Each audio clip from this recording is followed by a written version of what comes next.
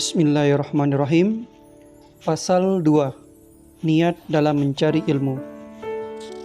Pada waktu mempelajari ilmu harus disertai dengan niat, karena niat merupakan pokok dari semua perbuatan berdasarkan sabda Nabi SAW, "Innamal a'malu binniyat."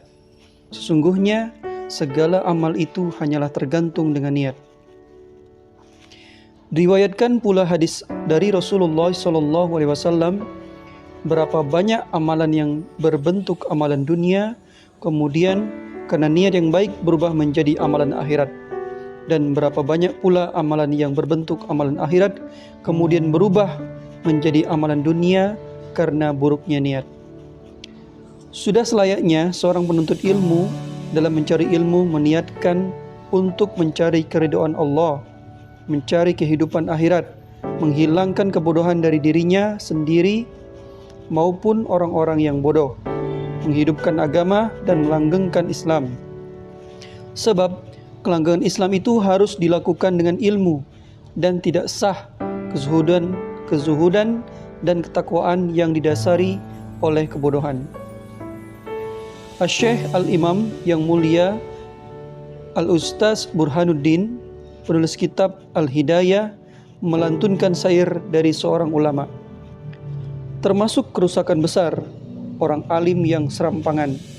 Lebih rusak lagi darinya adalah seorang bodoh yang ahli ibadah.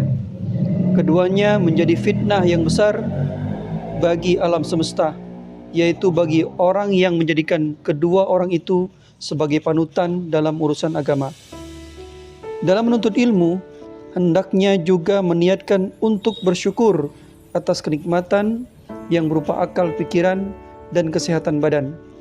Jangan meniatkannya untuk mencari kedudukan di hadapan manusia, mencari harta duniawi, atau kemuliaan di sisi penguasa dan yang lainnya.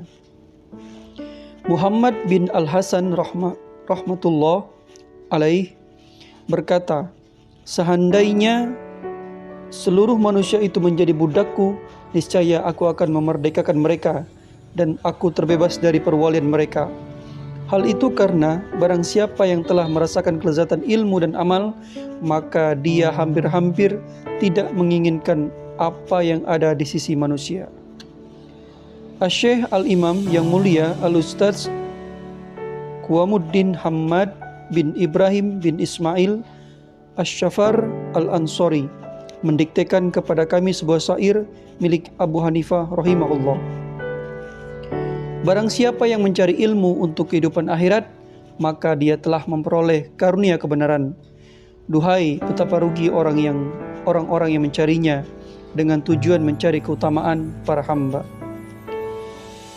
Kecuali jika dalam mencari kedudukan itu untuk tujuan amar ma'ruf dan nahi mungkar, melaksanakan kebenaran dan menguatkan agama, bukan untuk kepentingan dirinya sendiri dan hawa nafsunya, maka hal itu diperbolehkan sebatas apa yang dengannya bisa menegakkan amar ma'ruf dan nahi mungkar. Sepantasnya bagi penuntut ilmu untuk memperhatikan hal tersebut, sebab dalam menuntut ilmu dia telah mengerahkan banyak pengorbanan. Maka jangan sampai tujuannya berpaling kepada dunia yang hina, tidak bernilai dan tidak kekal.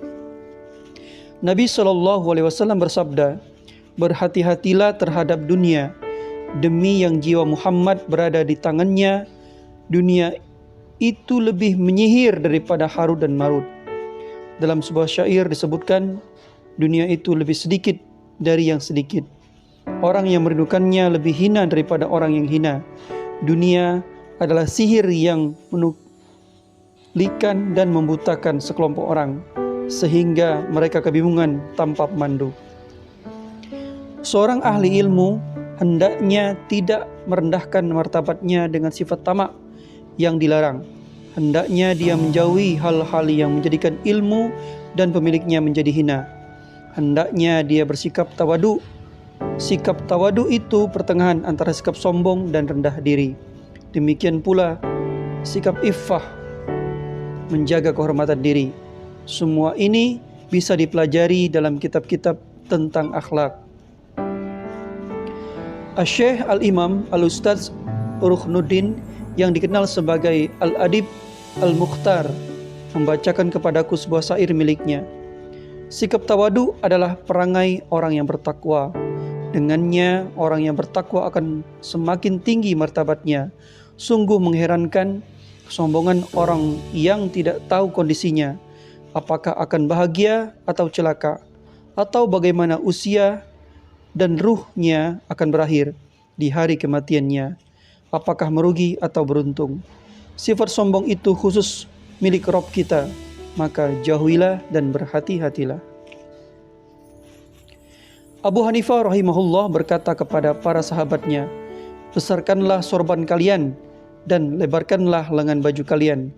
Hal ini beliau ucapkan agar ilmu dan ahli ilmu tidak dianggap remeh. Hendaknya penuntut ilmu mempelajari kitab Al-Wasiyah yang ditulis oleh Abu Hanifah rahimahullah untuk Yusuf bin Khalid As-Samti saat kepulangannya kepada keluarganya. Hendaknya kitab ini bisa dipelajari oleh orang yang sedang menuntut ilmu. Ustaz kami yang mulia Asy-Syaikh Al-Imam Burhanuddin Ali bin Abu Bakar, semoga Allah menyucikan ruhnya, memerintahkanku agar menulis buku tersebut ketika aku pulang ke negeriku. Maka aku pun menulisnya. Seorang guru dan mufti juga harus memiliki kitab Al-Wasiyah tersebut. Hanya Allah yang memberikan taufik. Alhamdulillahirabbil alamin.